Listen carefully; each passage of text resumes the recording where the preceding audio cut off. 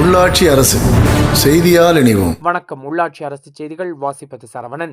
கோயம்புத்தூர் சென்று 13 வருடங்கள் ஆகிவிட்டது. ஆனால் தற்பொழுது கோவை காவல்துறையில் சுட்டுப்பிடிக்க உத்தரவு என்ற செய்தி வெளியாகி எனக்கே அதிர்ச்சியை ஏற்படுத்தியுள்ளது. வரிச்சூர் செல்வம் பேட்டி. தற்பொழுது நான் திருந்தி வாழ்ந்து வருகிறேன். கடந்த சில ஆண்டுகளாக என் மீது எந்த வழக்குகளும் இல்லை. என்னை முழுவதுமாக காவல்துறையினர் கண்காணித்து வருகிறார்கள்.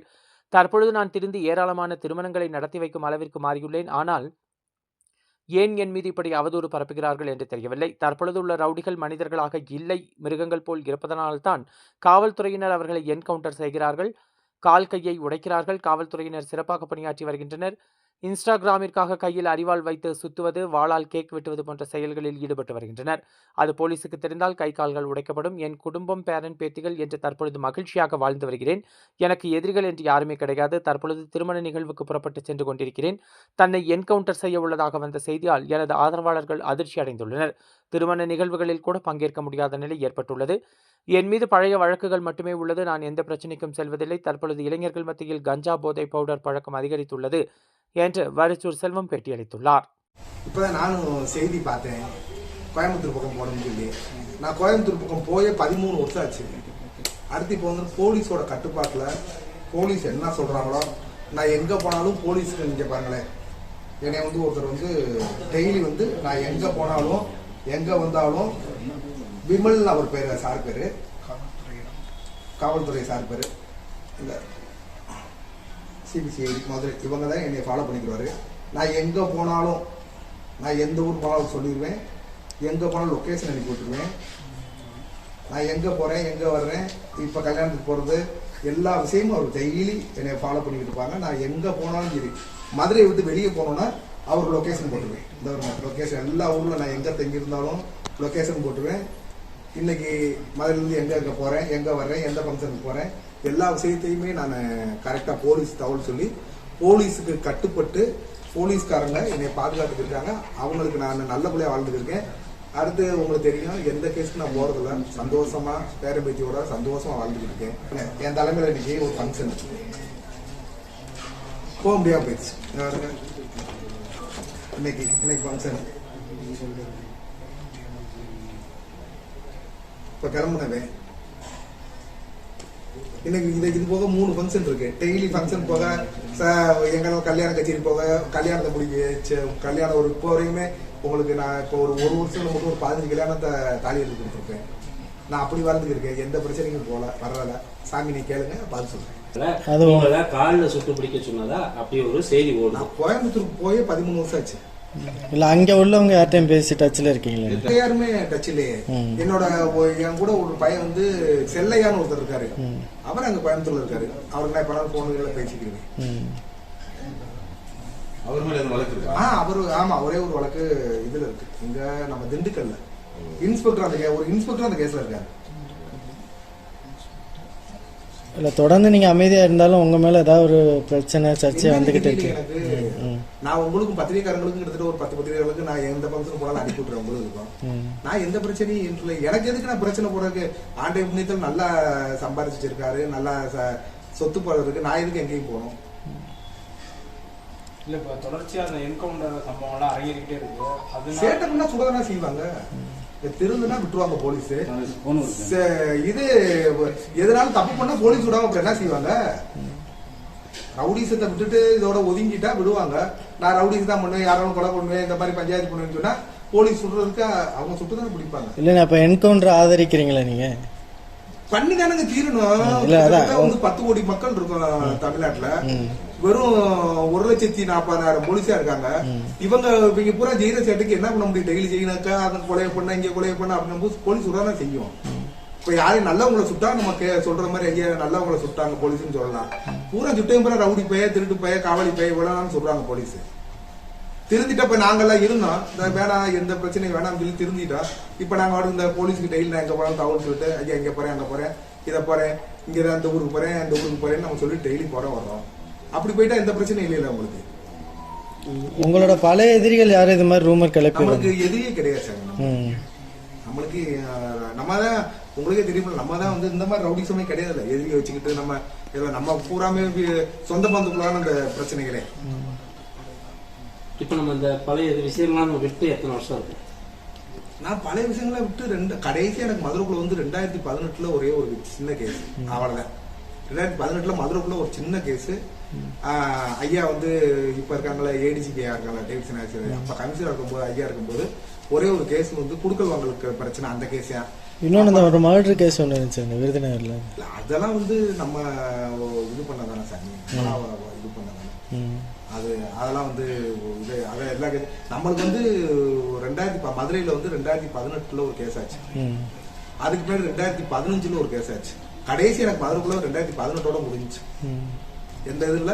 டெய்லி போலீஸ் என்னை பாக்குறாங்க, டெய்லி இங்க பாருங்க வீடை சுத்தி கேமரா, நான் எங்க போறேன் எங்க வர்றேன் என்ன செய்யறேன் இன்னைக்கு இங்க எல்லாமே இருக்காடு, பூராவே எல்லாமே இருக்காடு. தொடர்ந்து உங்க மீது இந்த மாதிரியா அடிக்கடி இப்படி பண்றாம நான் போகும்போது மக்கள் பாப்பாங்கல்ல, ஏடா வரிச்சு சொல்ல இப்படி இருக்காங்க என்னடா அப்படி கண்ணு போடுறாங்க சாமி, அவ்வளவுதான். வேற என்ன இருக்கு? இன்ஸ்டாகிராம் ரீல்ஸ் டெய்லி இன்ஸ்டாகிராம்ல போடுறோம், அதுல போறோம் இதுல போடுறோம், எங்க போன ஃபங்க்ஷனுக்கு போறோம், ஒரு 1000 பேரை பாக்குறோம், ஒரு 5000 பேர் ஃபங்க்ஷன் போட்டிக்கிறோம் அப்படின்னும் போது யாரு வேறு இதுதான் சாமி, வேற என்ன இருக்கு? அப்ப கோயம்புத்தூர்ல இருந்து எந்த போலீஸ் உங்களுக்கு பேசல எதுவும் நான் போவும் இல்லையே, உங்ககிட்ட எதுவும் பேசவே இல்லையே போலீஸ், எந்த போலீஸும் பேசல, எதுவும் கேட்கல. இப்ப நான் விசேஷத்துக்கு போனவே சாமி, பாதி வெளில போகும்போது என் பிள்ளைய போன் அடிச்சு இந்த மாதிரி இப்ப என்னப்பா டிவியில வருதுன்னு திரும்பி வரேன், வந்தோட நீங்க எல்லாம் போன் அடிச்சோன்னா வாங்க சாமி நேரம் அப்படின்னு சொல்லிட்டு அப்படியே வந்து மதுரை போலீஸ் உங்களுக்கு எல்லா வழக்குமே மதுரை போலீஸ் இந்த மாதிரில இது ஓடுது என்ன ஏது எது கேட்டுருக்கேன் கேட்கல. அவங்களுக்கு இல்லையே, நான் தான் அவங்களுக்கு அனுப்பிவிட்டேன். இந்த மாதிரி செய்தி வந்து சாமி எனக்கு உங்களுக்கு எந்த கேஸும் இல்லை, எல்லாம் முடிஞ்சா இல்ல கொஞ்சம் தான் கேஸ் இருக்கு.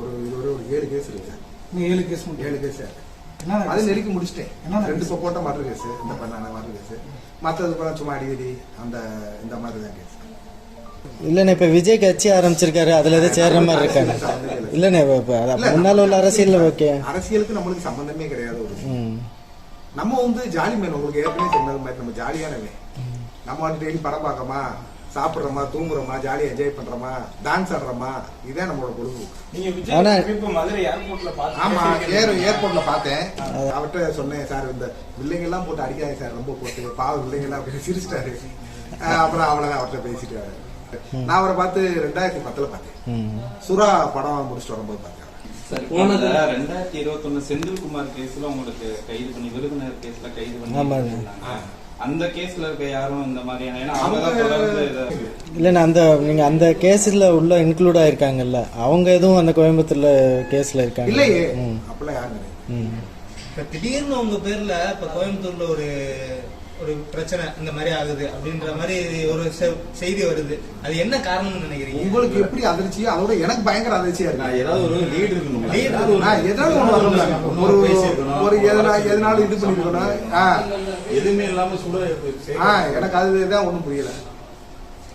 ஐடியாவே இல்ல, எனக்கு ஐடியாவே இல்ல. இப்ப நீங்க இங்க ஃபாலோ பண்ற காவல்துறையிட்ட பேசுனீங்களா? ஆமா, வந்தோடனே நான் வீடியோ அனுப்பிவிட்டேன் அவங்களுக்கு.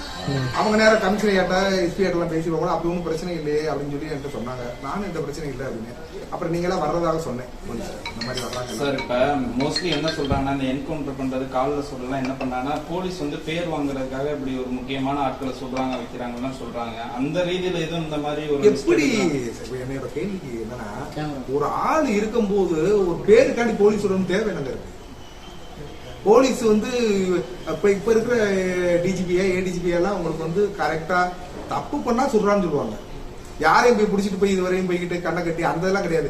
நிறைய வெரைட்டி தானே சொல்றாங்க, தப்பு பண்ணா வெரைட்டி தான் போய் எல்லாத்தையும் சொல்றாங்க. யாரு அதெல்லாம் இப்ப போலீஸ் எல்லாம் அப்படிலாம் கிடையாது. இப்ப போலீஸ் எல்லாம் வந்து தப்பு பண்ணா விடுறது கிடையாது. ஒண்ணு காலை உடைப்பாங்க, இல்ல காலில் சொல்லுவாங்க, இல்லைன்னா சுட்டு கொண்டுருவாங்க. அவ்வளவு ஒண்ணுக்கு 2 சொல்லுவாங்க, இல்லைன்னா அதே வேலை. இல்ல இப்ப நீங்க மனித உரிமை கழகத்துல எல்லாம் இருக்கிறப்ப அந்த என்கவுண்டருக்கு ஆதரவா கால் கையை உடைக்கிறது ஆதரவா? மனிதர்களா இருந்தா ரைட்டு, மிருகம் ஆயிட்டா இல்ல. உங்க மேல 7 கேஸ் இருந்தும் நீங்க போலீஸ்க்கு சப்போர்ட் தானே இப்ப வர பேசுறீங்க? இல்லங்க, நாம செஞ்ச தப்பு தானே. அவங்க பொய்யா நம்மள ஒன்னும் வந்து திணிக்கல என்ற கேஸையும். நம்ம செஞ்ச தப்புகளுக்கு கேஸ் போட்டிருக்காங்க. கோர்ட்ல வந்து அது தப்பா இல்லையான்றது கோர்ட்ல நிரூபிக்கும். அது மாதிரி பாவம் ஏதோ ஒரு ரூபாய் 2 செயின் போட்டு போய் அத்துட்டு போய் அதை பண்ணி இதை பண்ணி தேவையில்லாத கொலையை பண்ணிட்டு பேசி முடிச்சுக்கணும் எதா இருந்தாலும். மதுரை வந்து மீனாட்சி பட்டணம், இங்க வந்து மீனாட்சியை விட பெரிய ஆள்னு யார் சொல்லி இங்க யாருமே முன்னேறதே கிடையாது. அதுதான் மதுரையோட என்னைக்கு அடங்கி போறோமா நீ ஜெயிக்கப்படுவோம். நம்ம இப்ப இருக்க இந்த கமிஷனர் ஐயா வந்து 3-4 வருஷம் ஆச்சு. 4 வருஷம் அவர் தான் இருக்காரு. இதுவரை என்கவுண்டர் ஆச்சா? தப்பு பண்ணா என்கவுண்டர் ஆயிடுச்சு. வேணாம் சாமி. சார் நம்ம பாஸ்ட்ல ஒரு சில வாழ்க்கை அப்படி இப்படி இருந்திருக்கு. இப்போ வந்து ஆனா இப்ப இருக்க ஜெனரேஷன் பாத்தீங்கன்னா அந்த இப்படி சொல்றதா கெத்து அப்படின்ற மாதிரி மைண்ட் செட்லயே இருக்காங்க. போதைக்கு அடிமையாகி நிறைய பேர் அது காரணம் என்னன்னா சாமி, உங்களுக்கு வந்து மாத்திரை விற்கிறாங்க, கஞ்சா மாத்திரை. அசரா கற்கையா இருந்தாரு, பூராத்தையும் ஒடுக்கிட்டாரு. இப்ப இருக்கிறவங்க அதை அப்படியே பாலத்துல வச்சுக்காங்க. அதை மீறி இங்கிட்டு வந்து வருதுன்றாங்க. எங்கிட்ட ஜெயிலுக்குள்ள இருந்து கேட்பேன் எல்லாத்தையும். எங்க இருந்து ஆந்திரா பக்கம், ஒடிசா பக்கம் இருந்து கஞ்சா வருது.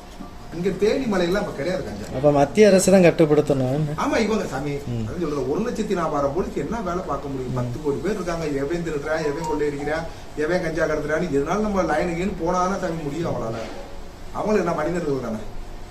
ரவுடியா இருக்குது கெத்து நினைச்சல ரீல்ஸ் அப்புறம் அப்படி கையை கட்டி கையை உடைஞ்சது இப்படி சோறு பண்ண முடியாம இருக்கிறேன், காலை உடைஞ்சு இழுத்துக்கிட்டு இருக்கிறேன்.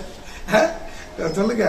ஐயோ இப்ப பேசலாம் வெளியே. இந்த ஸ்டேஷனுக்குள்ள போய் உட்காருக்கிறதே தெரியும். சட்டியோட உட்கார வச்சு கையை கட்டி ஆறா நீ ஐயா தப்பே பட மாட்டேன் விட்டுருக்கியா, அந்த அங்க போய் கத்த காமிக்க நான் ரவுடிடா அப்படின்னா அங்க தெரியும் போலீஸ்ட. இப்போ இன்ஸ்டாகிராமுக்காகவே நிறைய ரவுடிகள் உருவாகுறாங்க. உருவானா ஜெயிலுக்குள்ளதான் கிடக்கணும், கால் ஓடப்படணும், கை ஓடப்படணும்.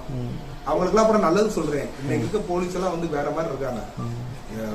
வேலை தமிழ்நாட்டுல எவ்வளவு வேலை வாய்ப்பு இருக்கு, வேலையை பார்க்க வைக்க அப்படி போறதா நல்லது அவங்களுக்கு. இதை விட்டுவிட்டு செயின் நக்குறது, இன்ஸ்டால்ன்றதுல கத்தி எடுத்து கேக்கு வெட்டுறது, கத்தி எடுத்து நிறுத்துறதுன்னா விரல்கள் உடைக்கப்படும், கைகள் உடைக்கப்படும், கால்கள் உடைக்கப்படும். இதான் வேற வழியே கிடையாது. நான் அஜித் படத்துலாம் போல அந்த ஓவர் ரவுடித்தனம் பண்ணா நான் போக மாட்டேன். சந்தன கடை அதுல பாருங்க போலீஸ் டம்மியாக்கி ரவுடியை தான் கூட்டுறாங்க. 3 மணி நேரம் நடிச்சுட்டு அவர் 200 கோடியை வாங்கிட்டு போயிடுறாரு. முட்டா பயிலுக்கு எங்க அதிகம் போகுது? ஒண்ணும் கிடையாது. ஒரு 2 மணி நேரம் படம் 200 கோடி ரூபாய் சம்பளம். அஜித்துக்கு 160 கோடி ரூபாய் சம்பளம். 2 மணி நேரம் நடிச்சுட்டு போயிடுறாரு. இவன் படம் பார்த்தோன்னா என் கூட இருக்கேன், என் தம்பி வருது. இதுவரை 8 ஆட பாத்திருக்கேன் அந்த படத்தை.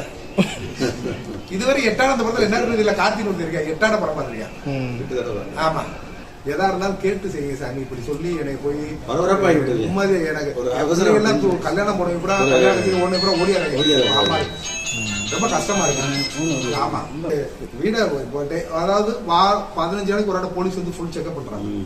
எல்லாமே பண்ணிட்டு போயிடாங்க. போலீஸ் எல்லாம் வந்து எந்த இதுலயும் கிடையாது. வீட்டுக்கு யார் வர்றது, யாரு போறது, கேமரா பாக்குறாங்க, வீட்டை செக் பண்றாங்க. 15 நாள் ஒரு நாள் வீட்டுக்கு போலீஸ் வந்துருவாங்க. எல்லாத்தையும் செக் பண்ணிட்டு தான் போறாங்க. போதும் அடையாளத்தோட இருந்துக்கிறோம். வரிசை சொல்றத மாற போறமா கிடையாது. இந்த நகை நட்டே போதும். நம்மளுக்கு உங்களை பார்த்து இப்ப நிறைய பேர் கூட ஆரம்பிச்சிட்டாங்க. சந்தோஷம். வரவேற்க நகை விலையும் வித்தது மாதிரி இருக்கும், அவங்களும் போட்டது மாதிரி இருக்கும், நம்ம இதா இருக்கிற மாதிரி இருக்கும். முன்னால இருந்து அந்த பேர் மாறிடுச்சானே. இந்த பொதுவா பொது இடத்துல போறப்ப ரவுடி வரிச்சு சொல்லுவாங்க. இந்த ஒரு வருஷத்துக்குள்ள ஒரு 10 கல்யாணம் நடந்துச்சு. தாலி எடுத்து கொடுக்குற அளவுக்கு நம்மளை வந்து மதிக்கிறாங்க. நம்ம போறோம்னா உங்களுக்கு நான் அனுப்பிட்டு போயிடலாம். எல்லா ஃபங்க்ஷனுக்கு போறேன், எல்லாத்துக்கும் வர்றேன். இன்னைக்கு கூட கிளம்ப வேண்டியதுதான். உங்களை பார்த்துட்டு பேட்டி கொடுத்துட்டு போலாம்னு தான் போறேன்.